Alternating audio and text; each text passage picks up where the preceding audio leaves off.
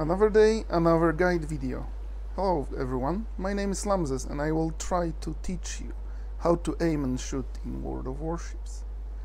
In today's episode you will learn why shooting is easy and hard at the same time, what's the crosshair difference, how to assess speed of enemy ship, and how to aim and shoot. So without further ado, let's go. Now, let's start with three little disclaimers. Disclaimer number one, this is a beginner's guide. So, a lot of things included in this video will be well known to everyone who plays World of Warships more than a month. So, it might be boring in the most part, but sorry, new players need to know these things and I will include it in the video. Disclaimer number two, I don't know if I am a good teacher. My whole life experience says that I'm not, because every single time I try to teach someone math, I failed miserably. So it might be useless to you. Well, I can't help it. I'm trying my best. And disclaimer number three, because there is a lot of information that new players need to know, this will be a long video, so please bear with me. Now, three important things I called reality check. This game is not point and hit type of game. You are pointing the area you want to shoot, and the game uses aim assist to point your shells in that direction. That means you will not always hit the thing you are targeting. Number two, this game has 9 years, and when it started, the engine it runs on wasn't the greatest. After 9 years of patches and changes to code, this whole thing is riddled with bugs, and that includes several of shooting bugs that I will mention in future guides. But the important thing to know is the bugs will mess up with your aiming. And number three, this game is based on dispersion, and it means it's RNG. So combine these three pointers and it means that even if you do everything right, more often than not you will have a big chance to miss anyway, because of bugs, dispersion, RNG, and especially because of aim assist that is very flawed. I'm assuming you watched my previous videos for beginners, so you already have your interface view set to full, your minimap set to proper size, your crosshair changed to dynamic of your choosing, and you have installed visual modes rangefinder, max speed, and movement indicator. And now the last part of the puzzle you need is to know how to assess enemy ship's speed. First 3 points I covered in my guide number 1, settings, and points 4 and 5 were covered in my guide number 2, mod station. Now, crosshair selection. Any kind of dynamic will be better than static, but there are differences between this dynamic one and, for example, Smart Horizon and Nomogram Classic.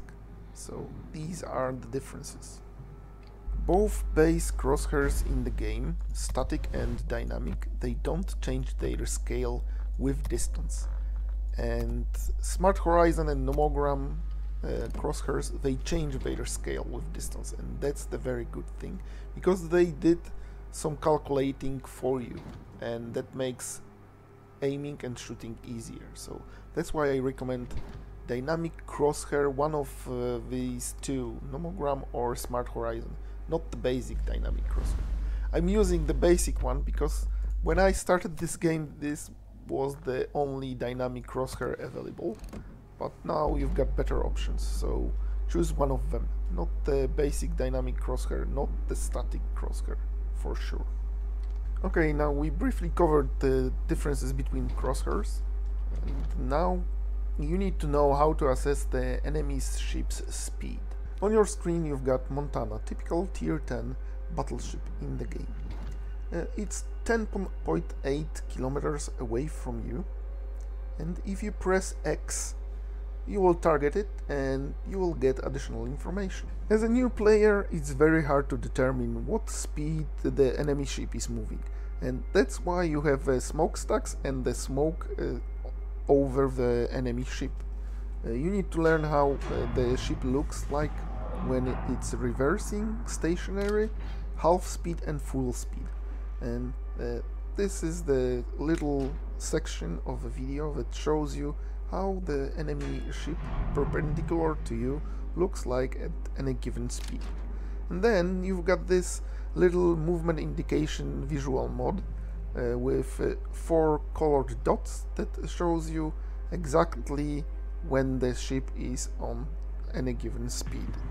You will get better at judging enemy ship's speed with experience, but for now you can use this movement indicator with dots.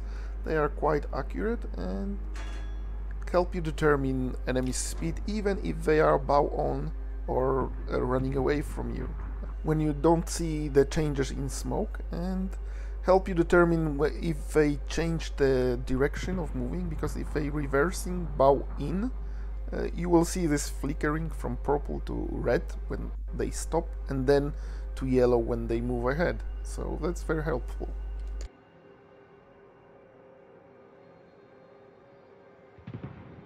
Now we've got on the screen the same sequence with enemy Des Moines, because there are big differences between battleships, cruisers and destroyers' acceleration, and a few additional things you need to know about speed.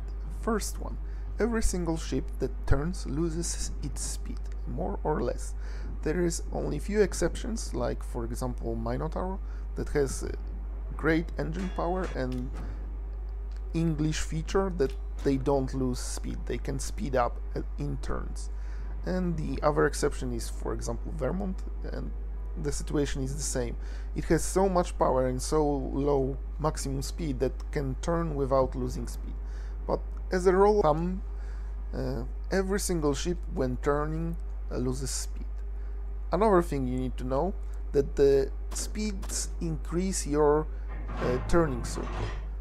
You've got your basic stats turning circle of your ship, and it's at maximum speed.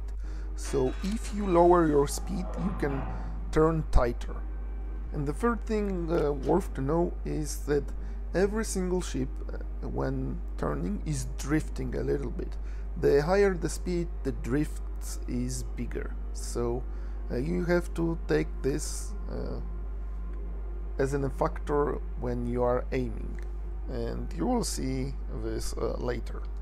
Now you see on your screen Shimikaze reversing and then speeding up to maximum speed, and what's the difference between cruiser battleships and this destroyer is that most of the destroyers have a speed boost, and this Shimikaze, after reaching full speed, will use its speed boost, and you will see a little change in smoke. It becomes a little bit darker and a little bit longer, and that's how you can determine after some experience and playing in this game when the destroyer is using speed boost.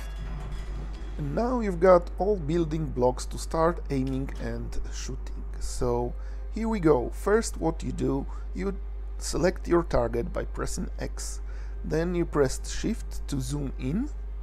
Now you check shell flight time to your target, and you assess your target's speed. Now you need to calculate where the enemy ship and your shells will meet. And yes, if you choose one of the recommended crosshairs, they will do bulk of the job for you. So dynamic crosshair, 7 seconds to the target. I picked the number 7 in the middle of the ship and shoot. I'm using dynamic crosshair to show you real difference between this one and Smart Horizon. And shell hit in different section that I was aiming. And why is that? I will tell you, because static crosshair and dynamic crosshair, they are only accurate at the distance of 14 kilometers. everything closer or everything further away, and you need to do adjustment yourself. Now, smart horizon, middle of the ship, that's where I am aiming. 7.5 seconds roughly. So harder shot further away, and almost direct hit, right on the spot. So as you can see, smart horizon and nomogram, these custom crosshairs, they are far superior in quality of life while aiming and shooting in World of Warships. Now let's check cruisers. Remember, the Moen is 33 knots max speed, so 10% more, so you need to add a little bit. Yeah, it's working quite handedly, so let's check destroyers. Shimakaze, 9 kilometers away, around 5-second flight time, so according to this theory, you've got speed boost and 45 knots on Shima, so you need to aim at about 7.5 seconds. And remember guys, if you can't see destroyer because he's too fast and too close, you can always use your mouse roll to zoom out a little bit, so the view you've got is more full and you can see more than like 8 seconds of flight time. Okay, now roughly you know how to lead your target when it's broadside. What about when it's angled or bow in or running away from you? Well, you need some experience, but the basic concept is the same. First you check your shell flight time, then you assess your target's speed, and then you factor the angle. As you can see, it's very easy to overshoot, just shoot too high or too low. What you need to do is draw a line from the ship's hull in the direction he's going, and then aim on this line. Remember, every single time you aim one of your turrets and hit fire button, you just put on the map ellipses like this, and the width of this ellipsis is your dispersion. The height of this ellipsis is your vertical dispersion, and then you've got sigma that determines how many of your shells will go as close to the middle of this ellipsis as possible.